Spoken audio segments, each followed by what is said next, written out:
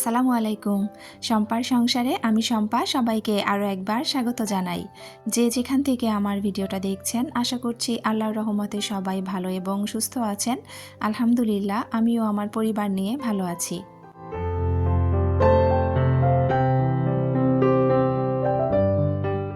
সকালবেলা নাস্তা রেডি করার জন্য রান্নাঘরে চলে এসেছি। আমাদের গৃহিণীদের তো প্রতিদিনের কাজ একটাই, ঘুম থেকে উঠেই রান্নাঘরে আসতে হয়, আবার ঘুমাতে যাওয়ার আগ পর্যন্ত এই রান্নাঘরেই কাটাতে হয়।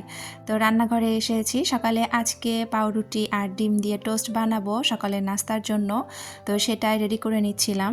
পাউরুটিটা আসলে আমাদের একটু বেশি খাওয়া হয়, তার কারণ হচ্ছে যেহেতু আমার ছোট বাচ্চা আছে, দেখা যায় যে যদি আগের দিন রাতের বেলা কোনো কিছু আমি রেডি করে না রাখতে পারি সেই ক্ষেত্রে সকালে আমার জন্য বেশ অনেকটা কষ্টকর হয়ে যায়। যদিও এটা প্রতিদিন হয় না, তবে মাঝে মাঝে হয়। ছোট বাচ্চার মায়েদের তো আসলে বাচ্চাদের মর্জির উপরেই অনেকটা নির্ভর করে।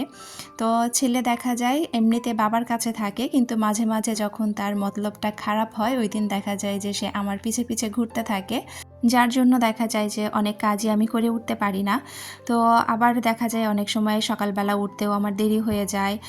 তো সব কিছু মিলিয়ে পাউরুটিটা রাখলে একটা সুবিধা হয় কি, যে সকালবেলা ঝটপট নাস্তাটা রেডি করে নেওয়া যায়। তো যাই হোক, এখানে হচ্ছে আমি ডিম আর পাউরুটির টোস্টটা করে নিয়েছি। তো এটা তুলে নিয়ে এখন আমি চাটা বসিয়ে দিব অফ ক্যামেরায়, তারপরে কিন্তু আমরা সকালে নাস্তাটা করে নিব।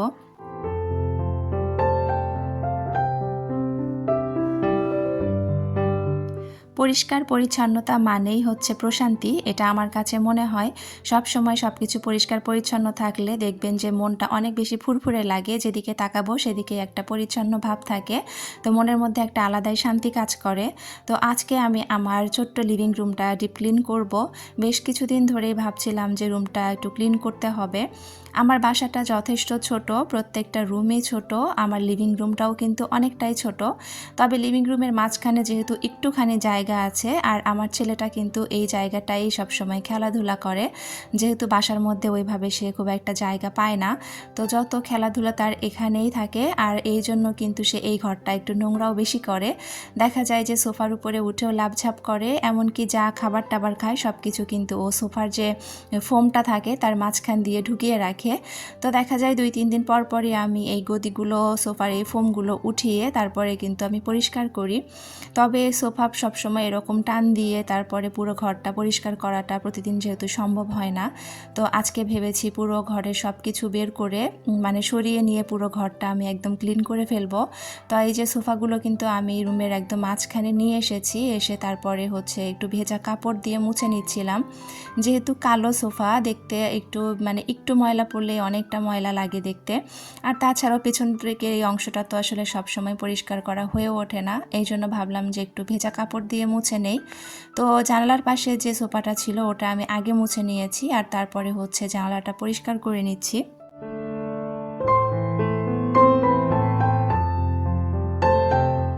জানালায় যে আলগা যে ধুলা ময়লাগুলো থাকে এগুলো কিন্তু মাঝে মাঝেই আমি কাপড় দিয়ে মুছে ফেলি, কিন্তু অনেক দিন হয়ে গিয়েছে যার কারণে বেশ কিছু দাগ পড়ে গিয়েছে জানালার গ্লাসের মধ্যে, তারপরে গ্রিলের মধ্যে দিয়েও। তো যার কারণে আজকে কিন্তু আমি ভীম দিয়ে পুরো জানালার গ্লাস, তারপরে গ্রিল ট্রিল সব কিছু পরিষ্কার করে নিয়েছি, আর তারপরে কিন্তু সুন্দর করে একটা ভেজা কাপড় দিয়ে আবার আমি এটা মুছে নিব। তো সব কিছু আসলে আপনাদের সাথে তো আর শেয়ার করাটা সম্ভব না, কারণ এই রুমটা পরিষ্কার করতেই আমার মোটামুটি 2 ঘন্টার উপরে সময় লেগে গিয়েছে। তো পুরোটা যদি দেখাতে যাই তাহলে তো বিশাল লম্বা একটা ভিডিও হয়ে যাবে। আমি এই রুমটা ক্লিন করা শুরু করেছিলাম তখন সকাল 9টা বাজে, 9টা থেকে কিন্তু 11টা পার হয়ে গিয়েছিল, তারপরে আমার রুমটা ক্লিন করা শেষ হয়েছে আর কি। তো এই যে সুন্দর করে কিন্তু আমি সব গ্রিলগুলো পরিষ্কার করে নিয়ে এখন একটা ভেজা কাপড় দিয়ে মুছে নিচ্ছি।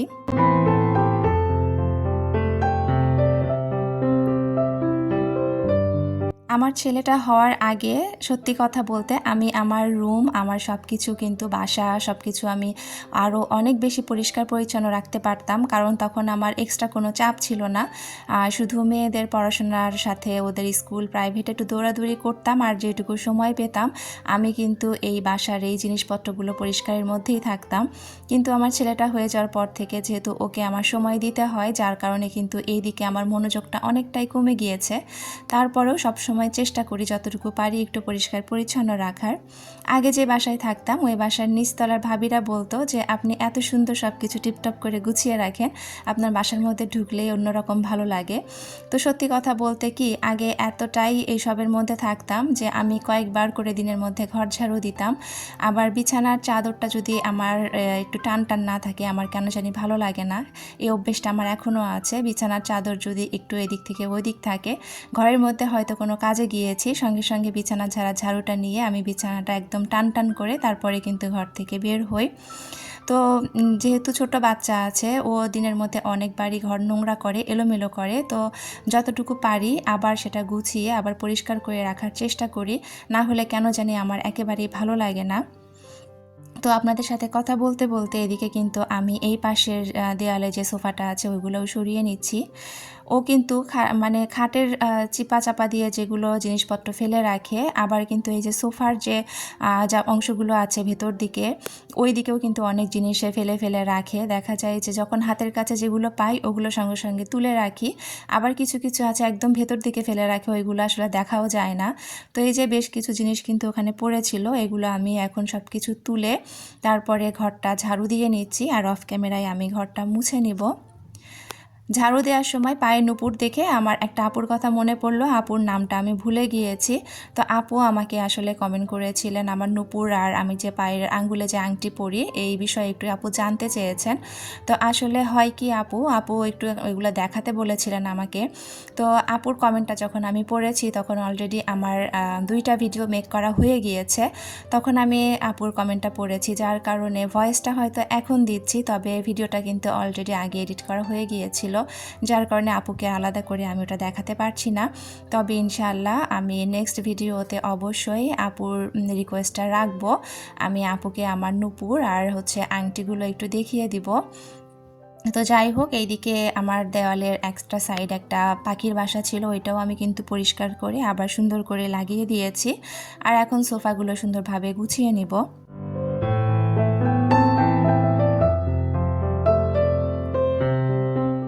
2-3 দিন আগের একটা ভিডিওতে একটা আপু আমাকে কমেন্ট করেছিলেন, আপুর নামটা আসলে সত্যি কথা বলতে আমার মনে নেই, যার কারণে আমি আন্তরিকভাবে দুঃখিত।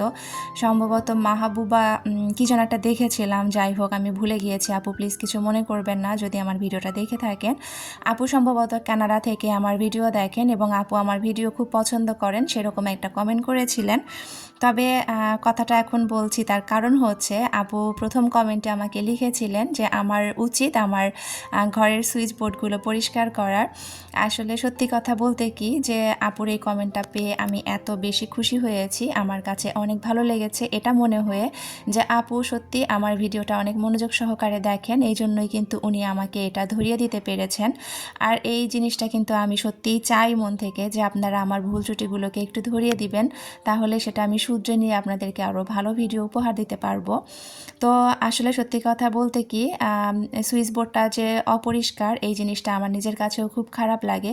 আমি ঘরের সব জায়গা পরিষ্কার করলেও সুইচ বোর্ডটা আমি পরিষ্কার করি না, তার একটা কারণ হচ্ছে আমি সুইচ বোর্ড পরিষ্কার করতে অনেক বেশি ভয় পাই।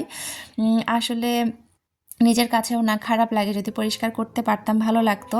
তো যারা আমার ভিডিও দেখেন তা আপুরা পারলে প্লিজ একটু আমাকে কমেন্ট করে জানাতে পারেন যে আপনারা কিভাবে বোর্ডটা পরিষ্কার করেন, গ্লাস ক্লিনার দিয়ে পরিষ্কার করলে পরিষ্কার হবে কি না, বা কীভাবে একটু বললে আমার জন্য ভালো হয়, আমি পরিষ্কার করে নিতে পারি। তো আপুকে আবারও অনেক অনেক ধন্যবাদ, আমাকে এত সুন্দর একটা কমেন্ট করেছেন, যার কারণে তো আমি ইনশাআল্লাহ আমার সুইচ বোর্ডটা অবশ্যই পরিষ্কার করে নিব। এটা করলে তো আসলে আমার নিজের জন্যই শান্তি লাগবে। তো যাই হোক, আপনাদের সাথে অনেক কথা বললাম, কথা বলতে বলতে এদিকে কিন্তু আমি রান্না করতে চলে এসেছি। ওই ঘরটা পরিষ্কার করে আমি আরও কিছু কাজ গুছিয়েছি, মানে আমার অন্য রুমগুলো আমি ঝাড়ু দিয়ে নিয়েছি, আর তারপরে কিন্তু রান্না করতে চলে এসেছি। আজকে আমি মটরশুঁটি আর টমেটো দিয়ে রুই মাছ ভুনা করব। তো এই পাশে আমি রুই মাছটা ভাজছিলাম, আর ওই পাশে কিন্তু আমি তরকারিটা বসিয়ে দিয়েছি।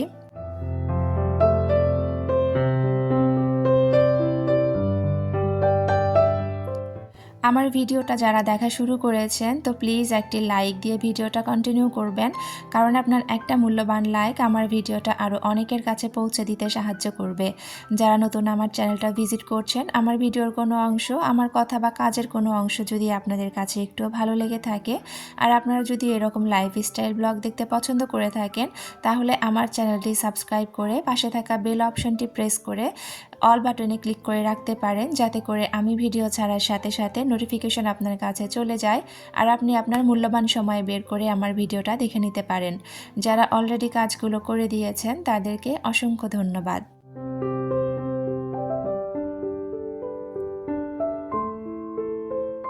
আপনাদের সাথে কথা বলতে বলতে এদিকে কিন্তু আমি তরকারির যে পেঁয়াজটা ভাজছিলাম, পেঁয়াজ ভেজে সব মশলা টশলা দিয়ে আমি মশলাটা কষিয়ে নিচ্ছিলাম। তো সুন্দরভাবে মশলাটা কষিয়ে নিয়ে মশলার কাঁচা গন্ধটা যখন চলে যাবে তো একটু নাড়াচাড়া করে এই পর্যায়ে আমি টমেটোগুলো দিয়ে দিব। টমেটোগুলো আমি আগেই দিচ্ছি, তার কারণ আমি একটু টক টকভাবে তরকারিটা খেতে চাচ্ছিলাম আর এই টমেটোগুলোতে না টক একটু কম, যার কারণে আমি আগে দিয়ে একটু গলিয়ে নিব, মানে একটু ভালোভাবে কষিয়ে নিব আর কি। অনেকেই আছেন যে একদম মাছ দেওয়ার পরে টমেটোটা দেন একটু আস্ত রাখার জন্য, ওইটাও খেতে ভালো লাগে। আসলে এক এক সময় এক একভাবে রান্না করা হয় আর আমাদের তো এক একজনের রান্নার ধরনটা দেখা যায় কি যে এক এক রকম, এক এক এলাকার রান্না কিন্তু আসলে এক এক রকম হয়। তো যাই হোক, এখানে কিন্তু আমি সুন্দরভাবে টমেটো দিয়ে মশলাটা কষিয়ে নিয়ে এর মধ্যে মাছগুলো দিয়ে দিব। তো মাছ দিয়ে আমি বেশ কিছুক্ষণ আবার একটু কষিয়ে নিব, যেহেতু মাছের পিসগুলো একটু বড় সাইজের আর হচ্ছে মাছটা আমি শুধু লবণ আর হলুদ দিয়ে ভেজে নিয়েছি। তো মশলাটা দিয়ে কষিয়ে নিলে মাছের মধ্যে একটু লবণ মশলা সব কিছু ঢুকবে, এর জন্য কিন্তু ভালোভাবে আমি কষিয়ে নিচ্ছিলাম।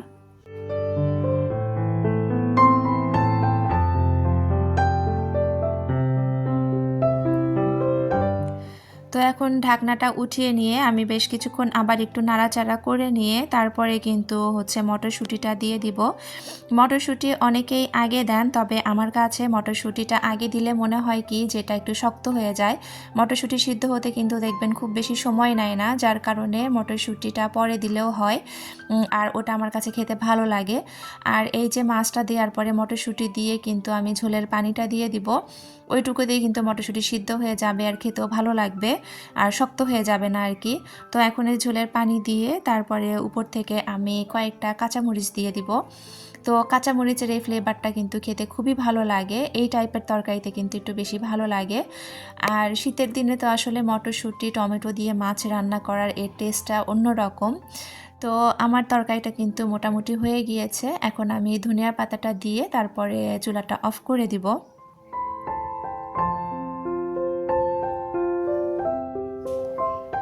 এইদিকে আমার হাজব্যান্ড যে গতকালকে পালং শাক এনে রেখেছিল, সেই শাকটা কিন্তু আমি গতকালকে রাতেই কেটে রেখেছিলাম, ওটাই এখন ভেজে নিচ্ছিলাম। তো আমার কথার মধ্যে অনেক ভুল ত্রুটি আছে, প্লিজ একটু ক্ষমা সুন্দর দৃষ্টিতে দেখবেন। আর এই যে শাক ভাজিটা হয়ে গিয়েছে, আজকে দুপুরের মেনু ছিল আমাদের এটাই হচ্ছে রুই মাছ ভুনা, পালং শাক ভাজি আর গতকালকার একটু ছোট মাছ আছে আমি গরম করে নিয়ে নিব। তো কথা বলতে বলতে ভিডিও শেষ পর্যায়ে চলে এসেছি। আপনাদের সবার সুস্থতা কামনা করে আর আমার পরবর্তী ভিডিও দেখার আমন্ত্রণ জানিয়ে এখান থেকেই বিদায় নিয়েছি। আল্লাহ হাফেজ, আসসালামু আলাইকুম।